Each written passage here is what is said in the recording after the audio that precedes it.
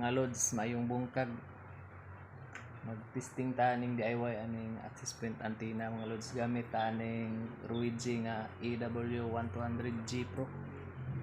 Testingan na to mga lods kung balo pa ta. First time na kung mag-DIY og antenna mga lods 5G. Atong gamit kaning siya og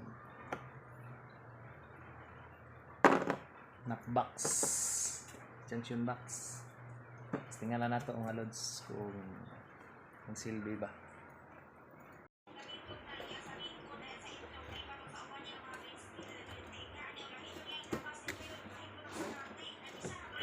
Atong i-open actually mga lords, router ni siya nga dual band 5G o 2.4 GHz. Kini siya mga lods, ato gini siya gubon man gini siya nga router kay kuan ta man ni og taklob ito man isud aning box. Medyo manghinayang kita kay brand new niya, ito man gini siyang gubon. Hindi po siya masulod kung hindi nato siya gubon. Pangtanggalon ang mga antenna. Punong kabok antenna ani niya mga lods. Ito din siyang lugiton. Gubon din siya no. Ngita ra gyud taglisod. Pero ato lang i-try.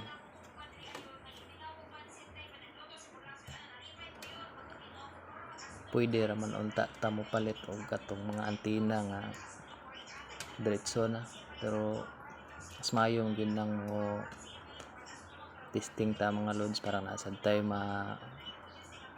balaan ba kung unsay mas maayo.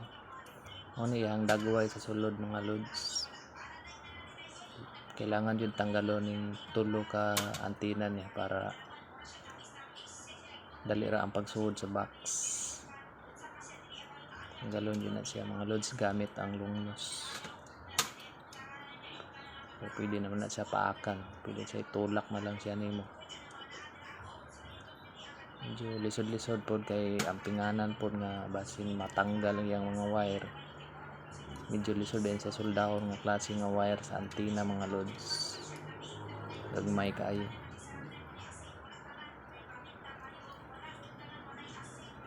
Tiyaga lang yun mga lods. Kaya wala man tayo mahibalaan nga kuan kung di natin i-testing yun.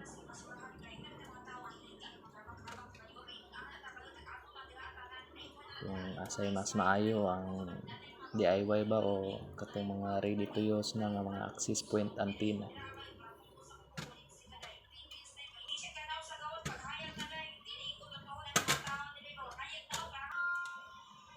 So nanara siya pagtanggal mga lods.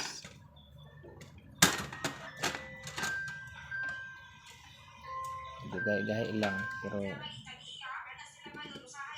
dili na ta mahadlok maguba kay gubuon man gid siya. Importante ana mga lods, di lang magalaw ang iyang board.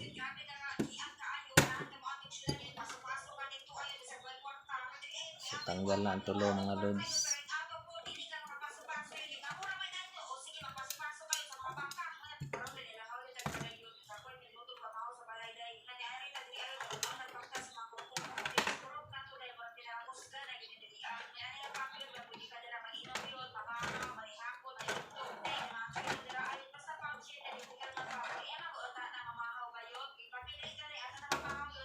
Muna siya i-purpose mga lods nga lang gitanggal na to kay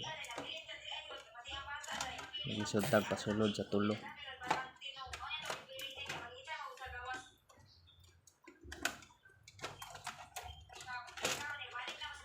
So ana siya mga lods na suod.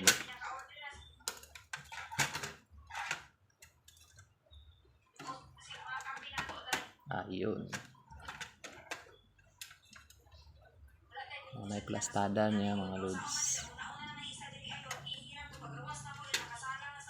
Actually mga lods na siya mga rubber gasket yung box ato ka ng bangagan pero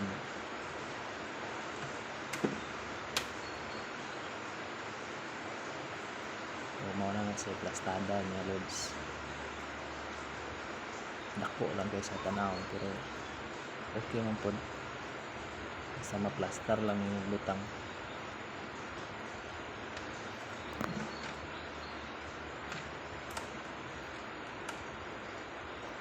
Kasi mga lods, gamit lang tawag mga adapter kay sabay lang man nato sa iyang UTP. Kuha lang tao linya para sa supply niya sa 12 volt o magkuha tag kung yung linya nga upat ka wire para po sa supply siyang internet. Tuloy mga lods, ang purpose po na para gigabit gyapon ang yang internet, yang hatag og internet sa antenna, gigabit lang gyapon. Gigabit router yung gamit ito mga lods.